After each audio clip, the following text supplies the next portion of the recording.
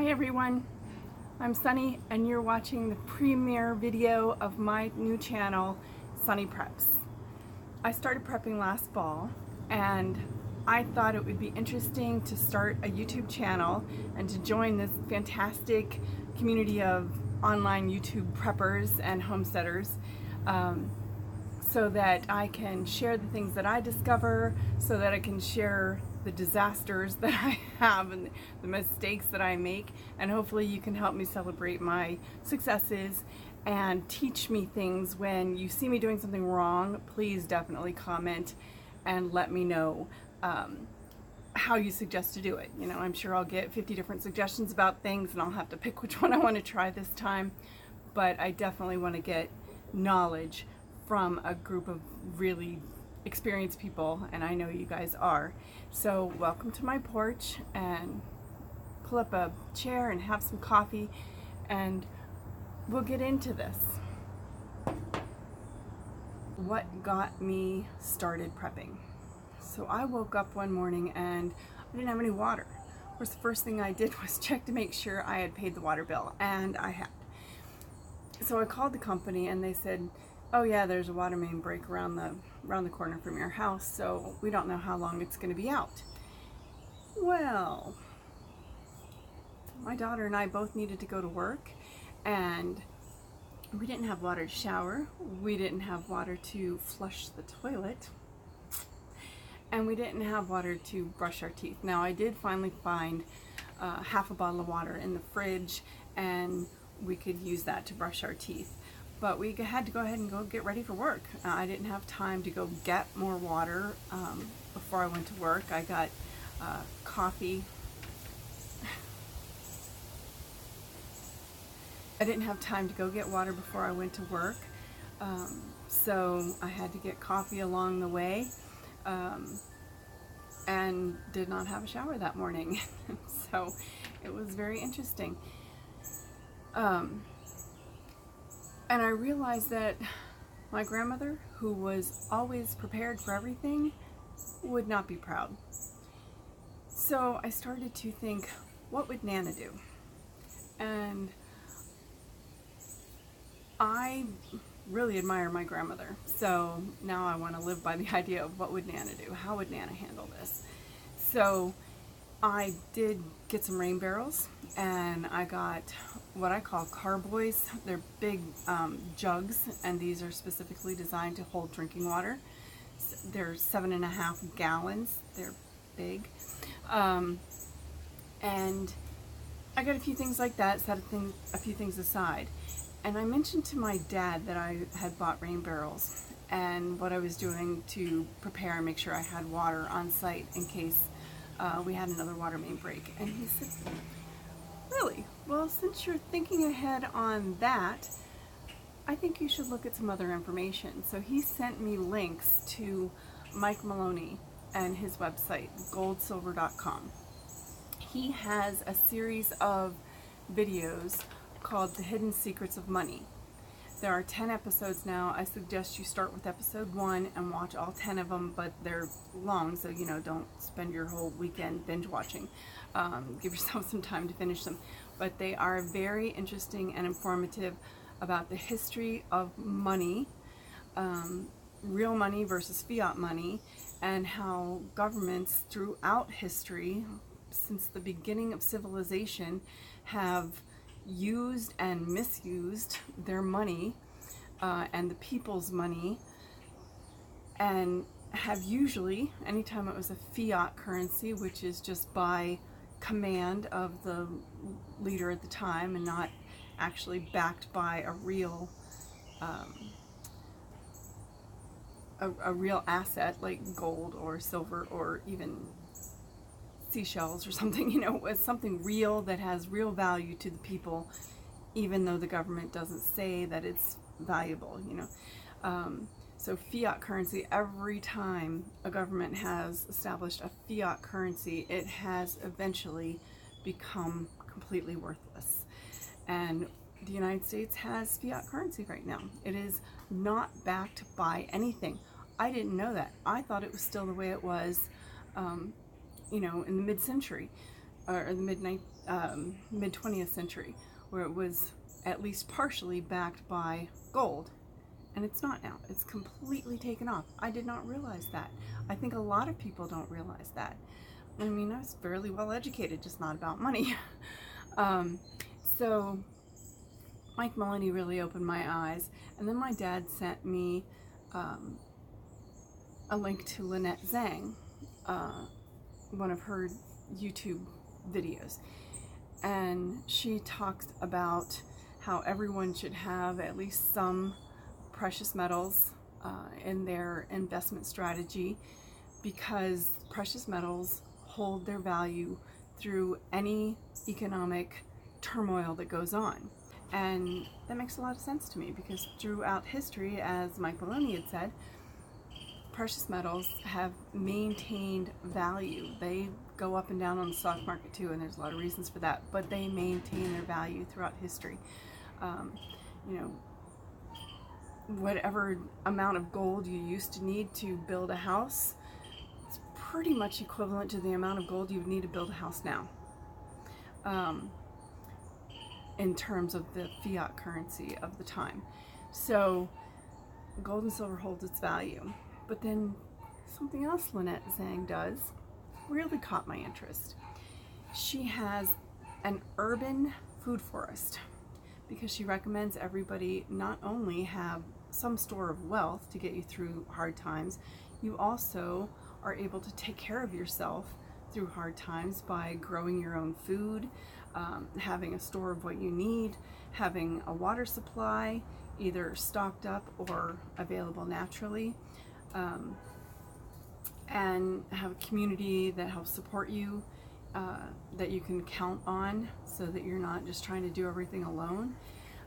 She goes through a long list, but these are important things. Well, she got interviewed by Alaska Prepper, and I was born in Alaska, and I've been to Alaska a couple times, so yeah, I wanted to watch Alaska Prepper just because of the name.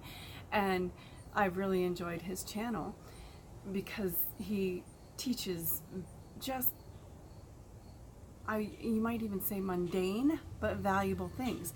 How to can, how to prepare this or that, you know, how to store your food so that it's actually going to be good if you need it in a few years. How to rotate your pantry. Teaches very just specific skills that that are helpful. And so I started watching Alaska Prepper. Now, the other thing I did on the financial side to educate myself was I listened to a book. I listen to all my books on Audible, because then I can drive or work in the garden or wash dishes or whatever I want to do, and I can still listen to the book, gather the information. Very, very helpful to me. I listened to the book, The Creature from Jekyll Island, by G. Edward Griffin. This is about how the Federal Reserve was created, and I'm not even going to try to explain it. Just read the book. He's got a bunch of YouTube presentations, or people have put on YouTube presentations that he's done in person. It's really worthwhile. I mean, I think I was a former high school teacher.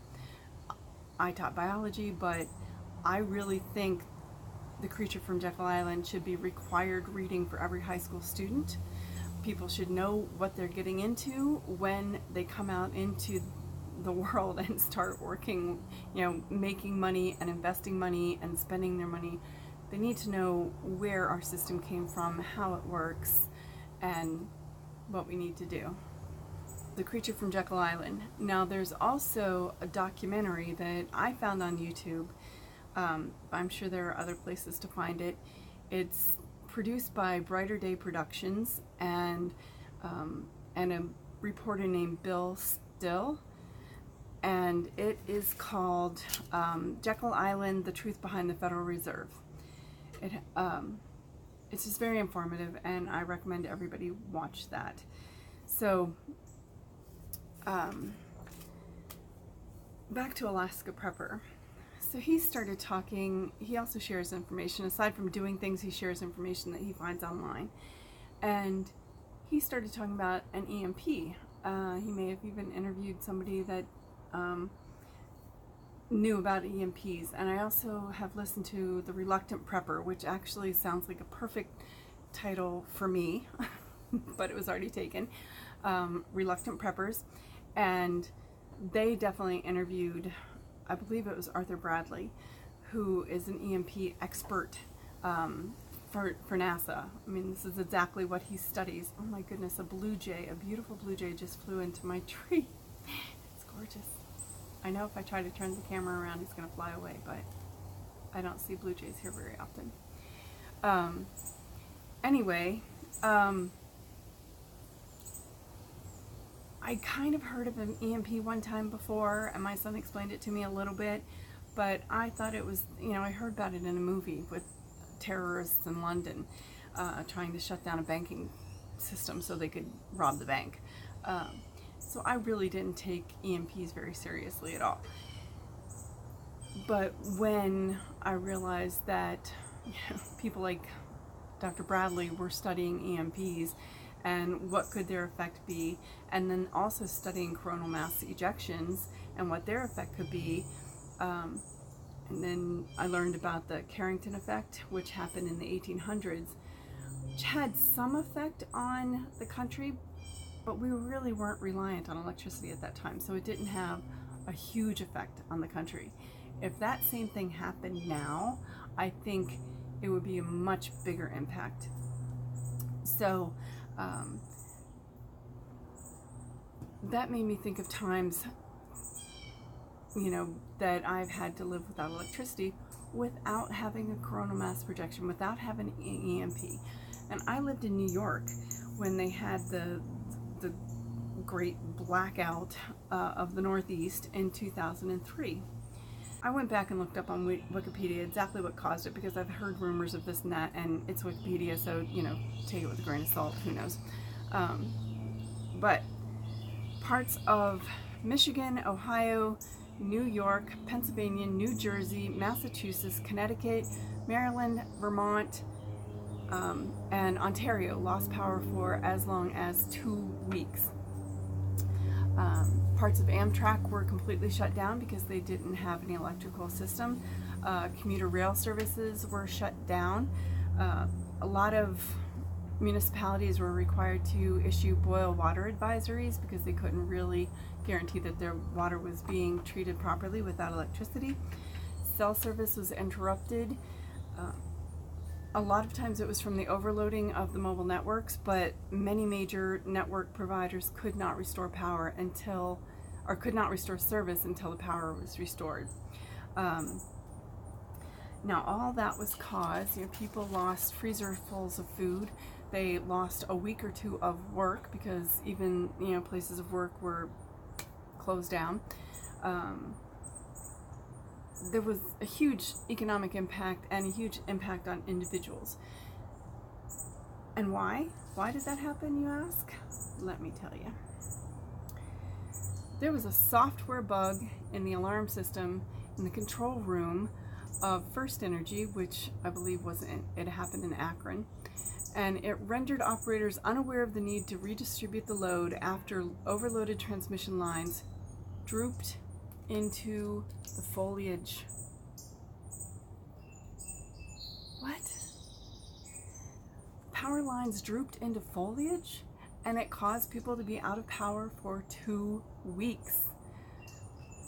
This is a huge, huge event caused by drooping into foliage. So I realized how fragile and delicate the system is. Why am I relying on such a fragile system? It's like walking on ice that's too thin. It might support you for a long time, but when it doesn't, it doesn't. And the consequences can range from being inconvenient, uncomfortable, to absolutely tragic. So I decided to start getting prepared. I have water sources now. I'm not enough, but I have some. I have food supplies set up. think I'm pretty good on that for what I want to do right here where I am. But we'll talk about that in another video. I have a solar generator so that if we lose power, especially in the summer when there's the high electrical demand, I can put out my solar panels and run my refrigerator, at least the refrigerator and or the freezer down the basement, so that I don't lose, you know, everything I have invested in that. And I quickly realized that if we really had a long-term event where a lot of people were affected, we were going to need to be able to grow our own food. So I started gardening, and this is the first year I've had an actual full-blown garden. I've been interested in the past, but just never dedicated the time to it. I was, you know, a single mom raising 2 kids, super involved in, you know, football boosters and cheer boosters, and I had my own house, so I couldn't just call a landlord and say, hey, you need to fix this. It was up to me to fix things. And so this year, my kids are grown, and I have a full-blown garden, and it's very fun and exciting. And I started watching gardening channels, which quickly led me to homesteading channels, and made me realize that homesteaders are the ultimate preppers. They grow their own food, they can it, freeze it, dry it, whatever they need to do to preserve it for until their next harvest. And some of them are completely self-sufficient, some of them are on their way to being self-sufficient, and some of them just grow enough to add to their family's food supplies. A lot of them have solar power or rain collection systems or local water.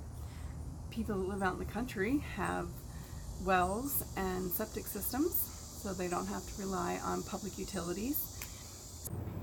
Another channel that has taught me a lot is Erin T. Scott. She is, I guess she's a prepper too. She realizes that the financial system is going to collapse soon. It cannot keep going the way it has been going. The bubble of 2008 never really was allowed to pop and reset the way it was supposed to. So all we've done is blow the bubble bigger and bigger and bigger. And I'll let other people talk about that. But Erin and her partner moved out. They've been preparing for this for years, as far as I can tell.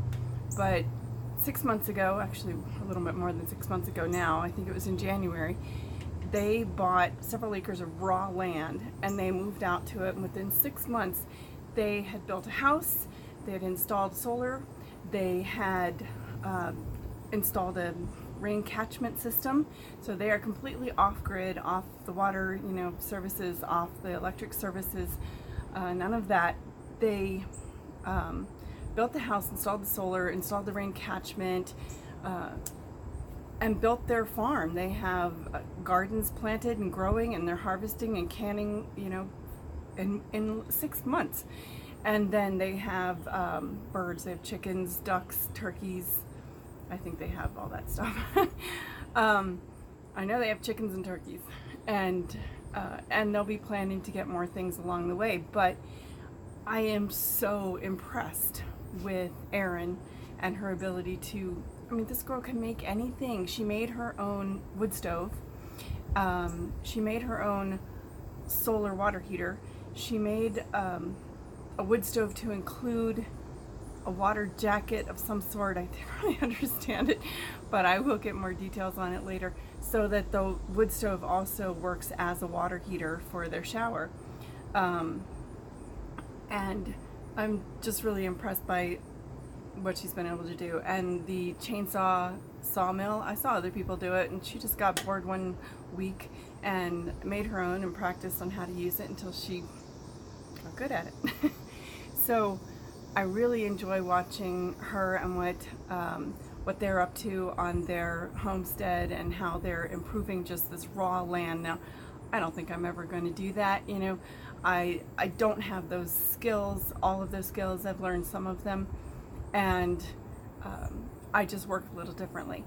But the systems that she set in place are really, it's just inspiring to see how much got done in 6 months. It's funny, she and Alaska Prepper and Lynette Zhang, I seem to find them all about the same time, and both Erin and Alaska Prepper interacted with Lynette, who is on ITM Trading, by the way. I don't think I said that earlier. They interacted with Lynette through their videos, and it's just such a tight-knit community that I really love learning from this community, and I will continue to do that, and hopefully I can share some of my knowledge too.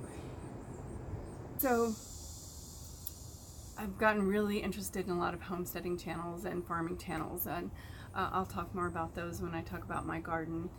But Roots and Refuge Farm, Stivers Homestead, Single Dad Homesteading, VW Family Farms, Pine Knot Family Farms. I mean, there's just a bunch of them, and I'll address more of them as I go along.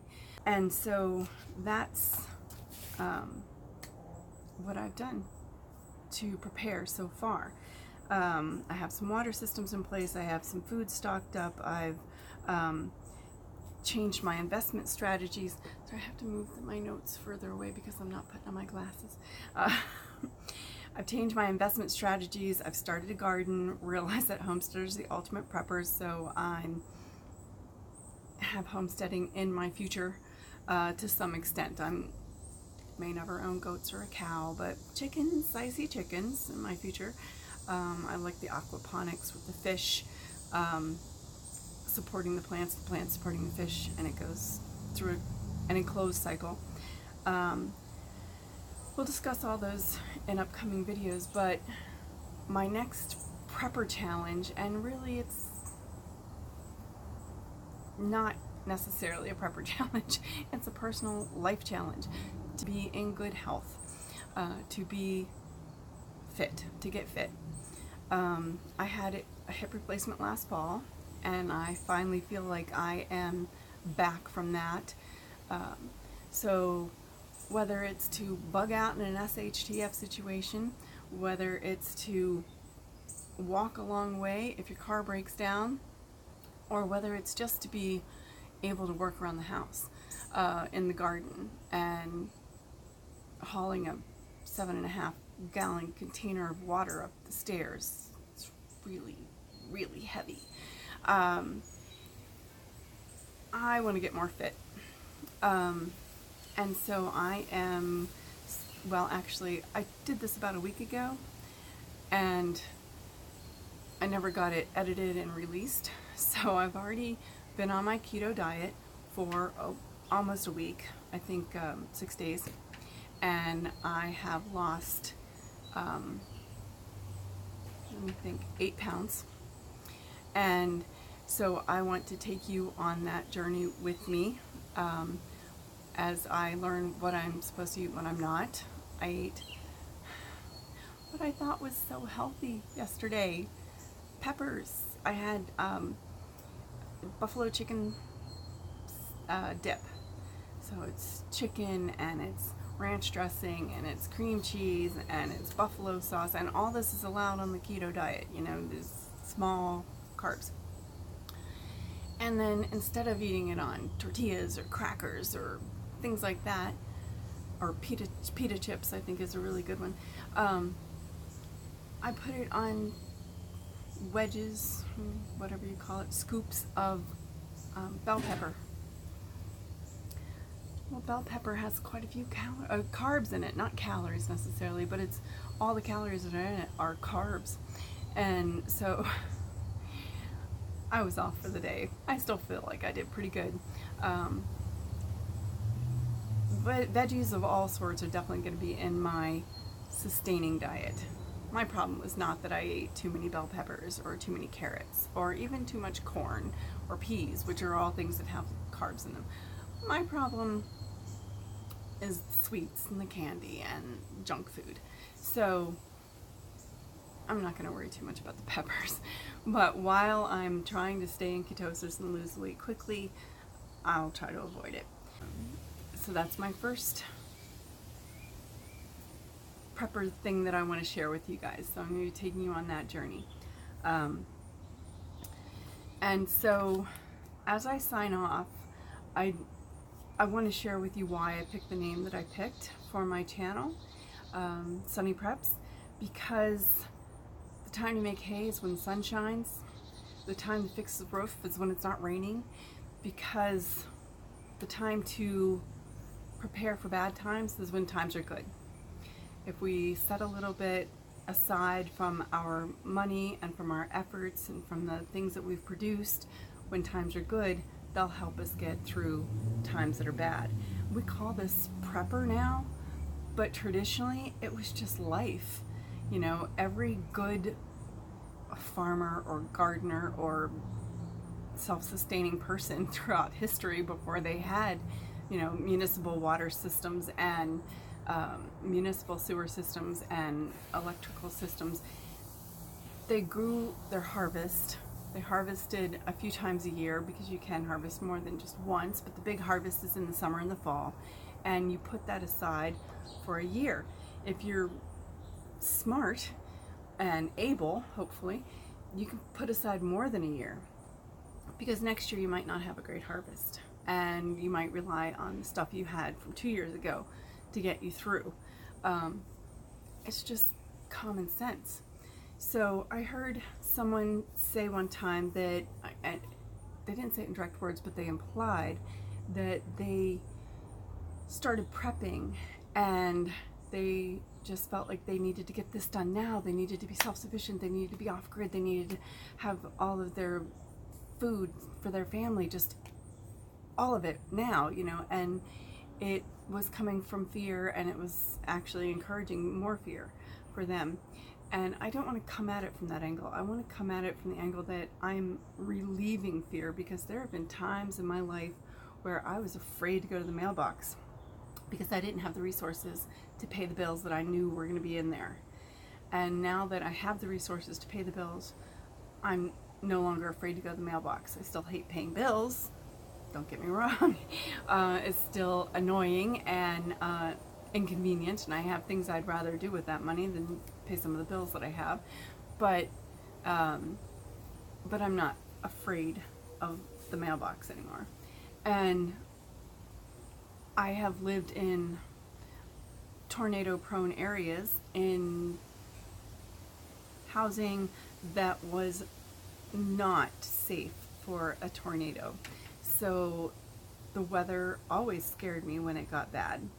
I didn't live there very long, you know, so it wasn't something I let go on and on. But for people, let's say, that live in mobile homes in Tornado Alley, first of all, why they let anybody live in a mobile home in Tornado Alley, I don't understand, unless they have a storm shelter, because the weather would be terrifying if you were in a home that can just be blown over.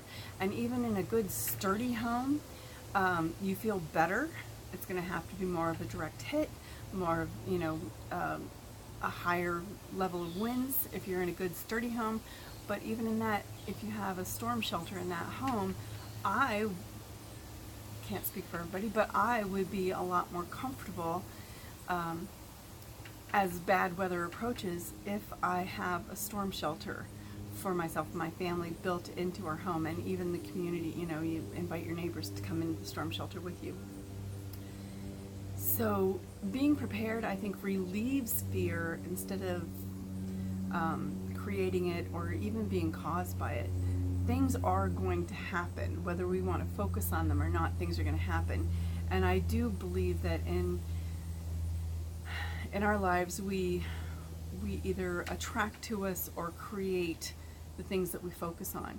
So instead of focusing on the fear of bad things that might happen, I want to focus on abundance and well-being for my family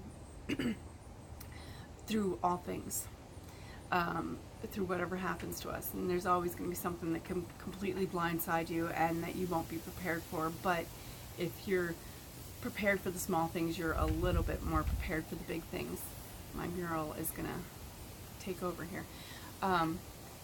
So that's my attitude toward prepping. I want it to be a positive thing. I don't want it to be a negative thing. I just want to know that I am at least somewhat prepared for the majority of things that life will throw at us, because life throws stuff at us all the time. And hopefully you will join me in my journey, and that you will learn from some of my mistakes. And I would love it if people were able to help me by commenting on, with helpful advice or suggestions to do this, that, or the other while I'm learning. And I'm going to try not to do it too much, but every once in a while, when I have what I feel is a unique slant on current events, even political topics, I might comment here or there. But I'm going to try not to do that too much, because that's not what anybody would be here for. We're here for the... I just shook the table really bad. We're here for the prepping and the self-sustaining lifestyle. Maybe even more than prepping, it would just be self-sustaining lifestyle. So that's it. Welcome to my channel, Sunny Preps. If you are interested in what I'm talking about, go ahead and hit the like and the subscribe button, and make sure you're notified for when I put out new videos. I want you to remember that a rainy day is no match for a sunny disposition, and this is Sunny Preps signing off.